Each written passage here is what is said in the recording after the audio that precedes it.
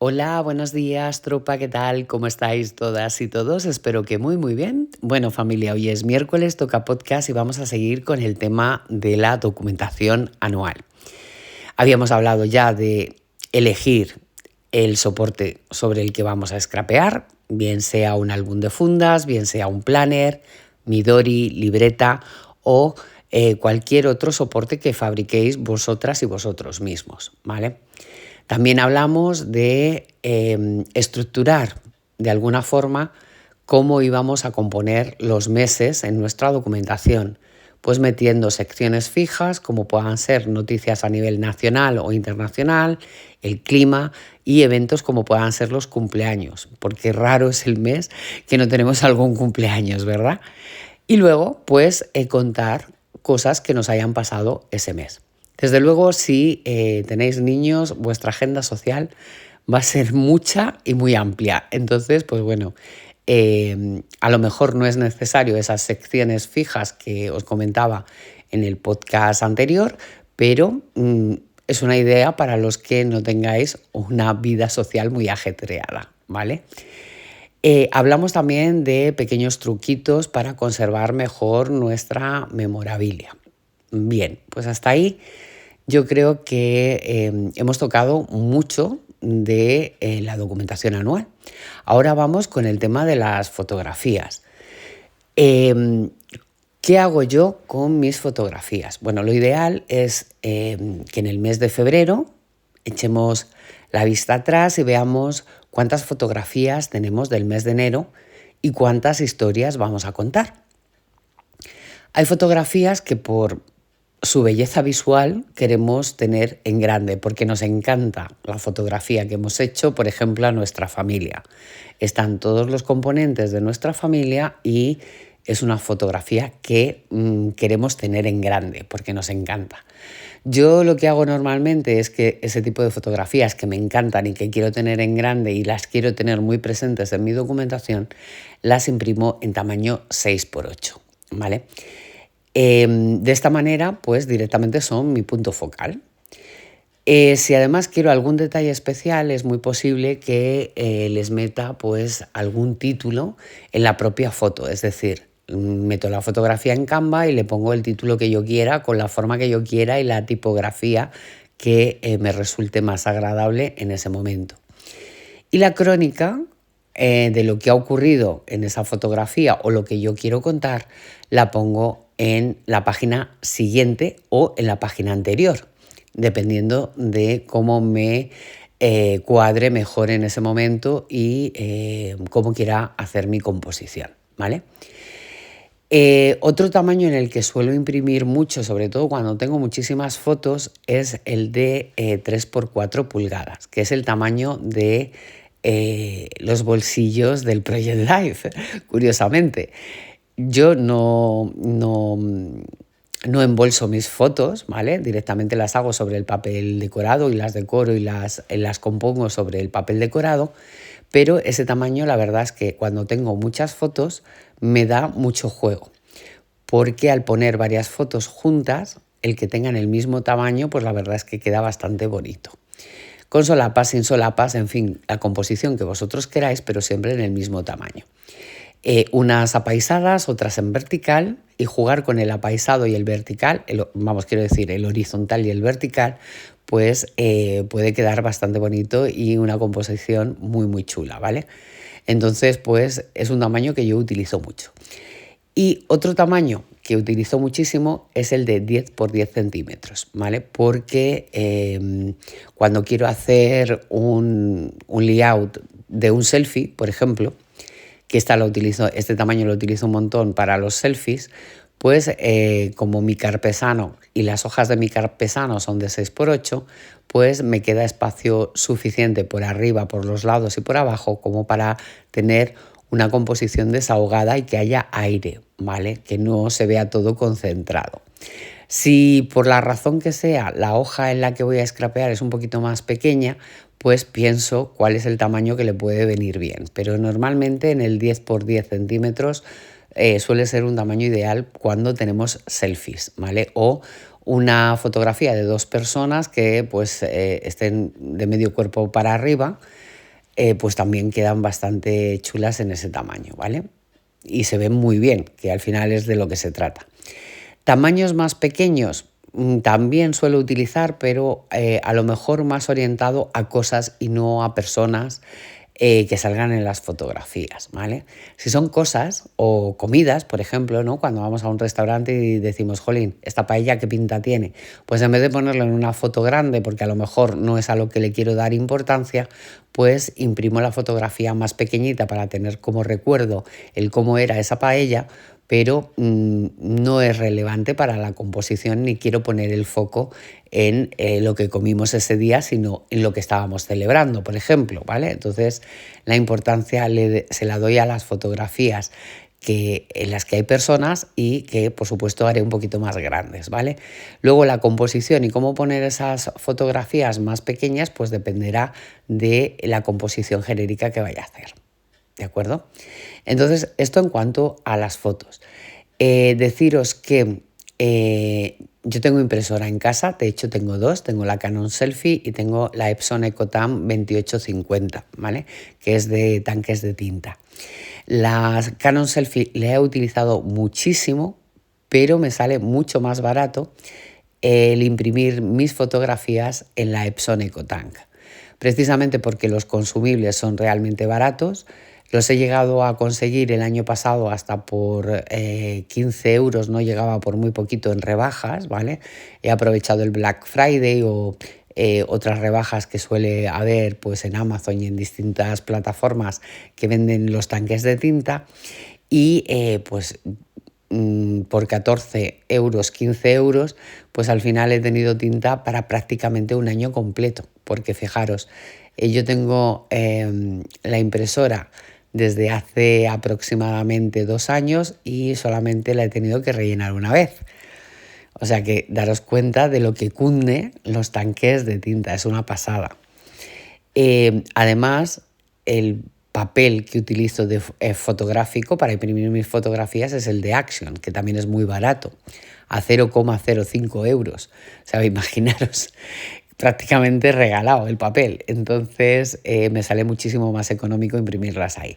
Sí que es cierto que no sé si es por el tipo de cámara que yo utilizo o por qué, pero cuando yo hago las fotografías siempre las meto en un editor para aclararlas un poquito, porque cuando las imprimo, la verdad es que si las imprimo directamente sin edición, me salen bastante oscuras, ¿vale? Puede ser por el tipo de papel, no lo sé, pero bueno, dándoles un poquito de edición y iluminando un poquito más esas fotografías, pues quedan estupendas. Entonces, pues bueno, yo es un papel que utilizo muchísimo. Sí que es cierto que lo utilizo para mí, no, si me encargaran algo, por ejemplo, utilizaría un papel de mejor calidad, porque aunque la calidad-precio está muy bien y para lo que yo hago y las fotografías que imprimo, para mí tiene la calidad necesaria y suficiente, sí que es cierto que si hiciera encargos, que no sé si será vuestro caso, pues utilizaría un papel un poquito mejor que ese, ¿vale? De mayor calidad, pues un Kodak o de alguna marca fotográfica, que esos suelen tener una calidad estupenda, ¿de acuerdo? Yo utilizo el papel brillante, es decir, tiene brillo, no es mate.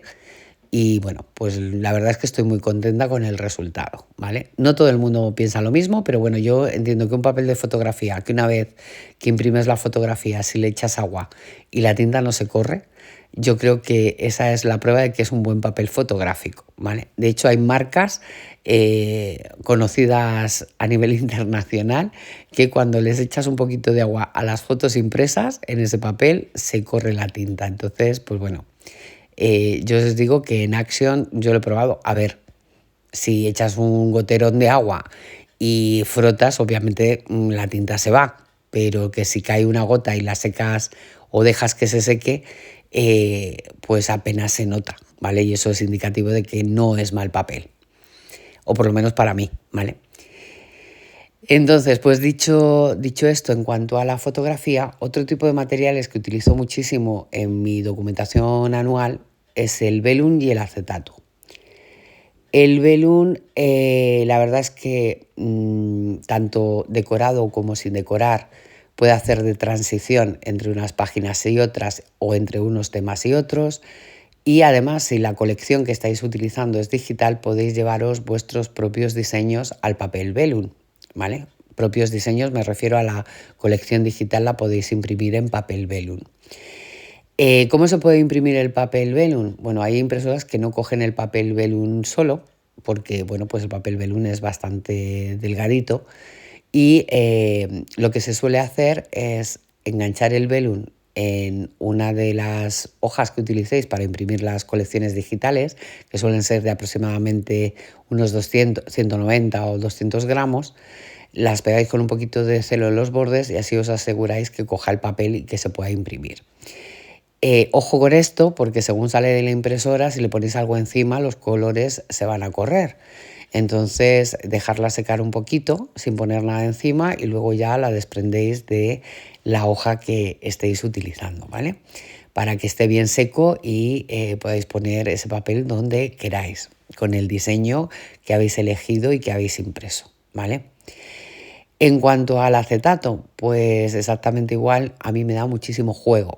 Yo utilizo muchísimo la transparencia. De hecho, me parece que hay efectos que se consiguen con los acetatos que no se consiguen con otros materiales y me gusta un montón, ¿vale? Entonces, sí que es cierto que hay que tener cuidado en la composición porque tanto la página de antes del acetato y la de después, pues no deben sobresalir elementos que se vean a través de la transparencia porque queda bastante feo. Con lo cual, la labor de composición ahí es triple. La página de delante, el acetato y la página de detrás tienen que cuadrar casi al milímetro, ¿vale? Para que no sobresalga ningún elemento extraño y que no se estropee la composición, porque el resultado es realmente extraordinario, ¿vale? En cuanto a las colecciones de papeles que yo utilizo, pues normalmente son digitales, son las de Memory Love, y las utilizo en digital porque finalmente el diseño que quiera lo puedo imprimir tantas veces como lo necesite. Entonces, si tengo un mes muchísima documentación, pues al final podré utilizar los mismos diseños de papeles tantas veces como quiera. Sin embargo, si la colección es física, una de dos, o compro varias veces esa colección o voy a tener una limitación bastante importante en cuanto a poder utilizar el mismo diseño si tengo muchísimas fotos, ¿vale? Entonces por eso la utilizo digital. No obstante, también la utilizo digital porque Elena Roche nos da archivos en PNG que pueden meterse en Canva y que se pueden hacer tarjetas y diseños a medida en función de los diseños que ella nos proporciona. Pues por ejemplo, si nos proporciona un die cut de una taza de café y yo necesito esa taza de café pero la necesito en tamaño mucho más pequeño, pues si tengo el archivo PNG lo puedo meter en Canva y ajustarlo al tamaño que necesito. Luego lo imprimiría y con eso, recortándolo con unas tijeras, ya tendría die cut para decorar mis fotografías y mis fondos. Lo veis, ¿no? Esto al final nos da muchísimas prestaciones. Sí que es cierto que sería un tipo de scrap, pues no híbrido, porque realmente no es híbrido, pero sí que lo ajustaríamos a nuestras necesidades con el ordenador. Y bueno, pues las que trabajamos con el ordenador y los que trabajamos con el ordenador parece que huimos de esto, pero de vez en cuando quedan cosas tan bonitas que merece la pena gastar unos minutos delante del ordenador para ajustar aquellos diseños que necesitamos y que le van tan bien a esa composición que estamos realizando, ¿vale?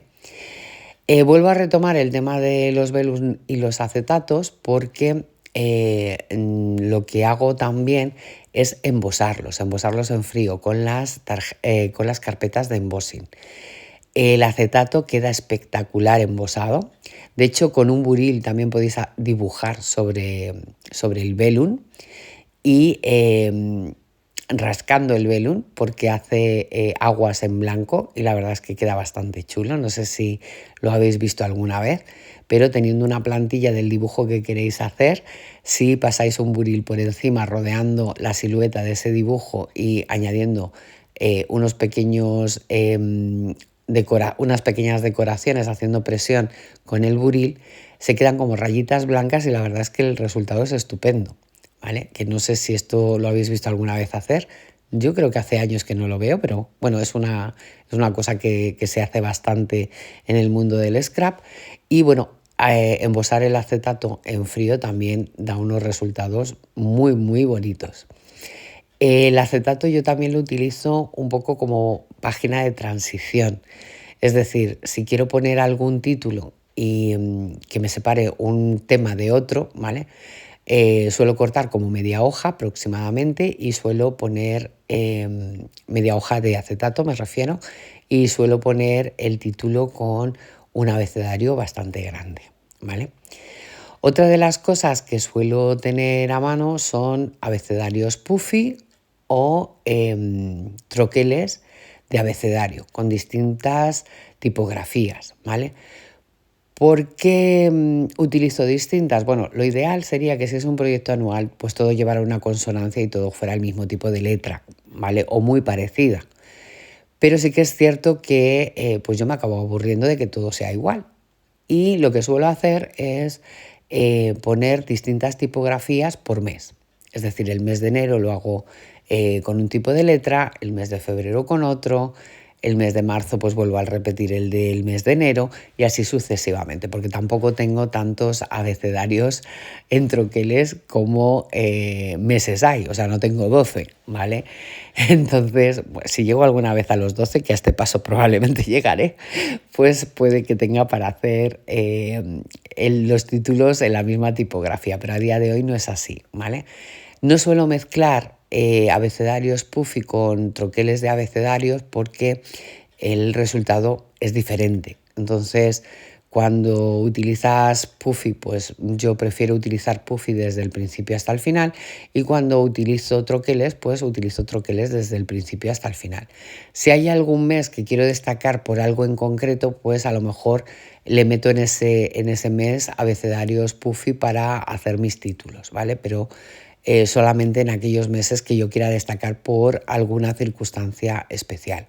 Si no, suelo hacerlo todo con troqueles, ya os digo, con distintas tipografías. De hecho, tengo el abecedario de Lora Bailora, el de abril, que es bastante grande, y ese lo utilizo cuando hago las páginas de transición.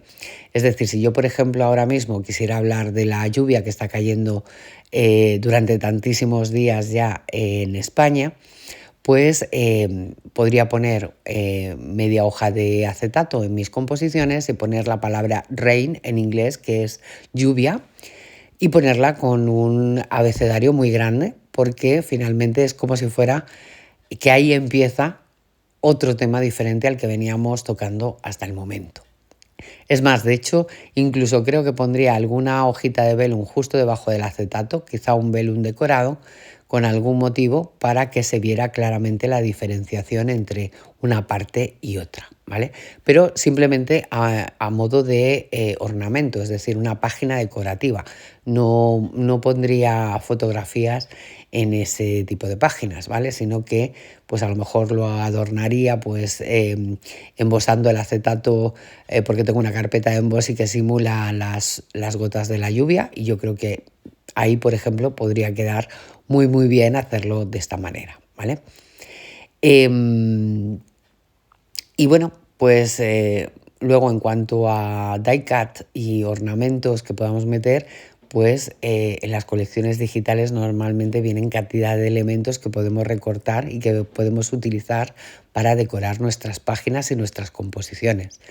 Sí que es cierto que al ser colecciones digitales las que yo utilizo, pues me dan la ventaja esta que os digo de imprimir el diseño que me guste tantas veces como quiera para tratar el tema que yo quiera. Y esto es una ventaja importante. Además, la impresora que yo tengo imprime sin bordes, con lo cual optimizo la utilización de todo el papel. También mi impresora imprime a doble cara, con lo cual si quiero hacer alguna página que lleve un diseño por delante y otro por detrás, también lo puedo hacer sin utilizar cartulina base. Aunque yo ya sabéis que mis composiciones las hago sobre una cartulina base. Siempre llevo una cartulina base y después compongo sobre el papel decorado. Lo hago sin pegarlo a la cartulina base y si me gusta el resultado es cuando lo pego, no antes, que esto era un pequeño consejo que os dejaba en el podcast anterior. porque yo a día de hoy me siguen saliendo hojas que no me gustan nada porque a lo mejor ese día no estoy lo suficientemente inspirada o directamente no es el día para scrapear y pues me sale un truño scrapero y lo que hago es romperlo, lo tiro y vuelvo a empezar, ¿vale? Y bueno, esto yo creo que da igual los años que lleves en el mundo del scrap, que hay cosas que te salen maravillosas a la primera y hay otras que dices, madre mía, pero ¿cómo estaba yo este día para hacer esto? ¿Vale? Entonces esa, pues si no os convence mucho, dejarla un día sin pegar y si al día siguiente os sigue sin convencer, volver a empezar, porque eso es señal de que hay algo que no os cuadra y que no os gusta, ¿vale?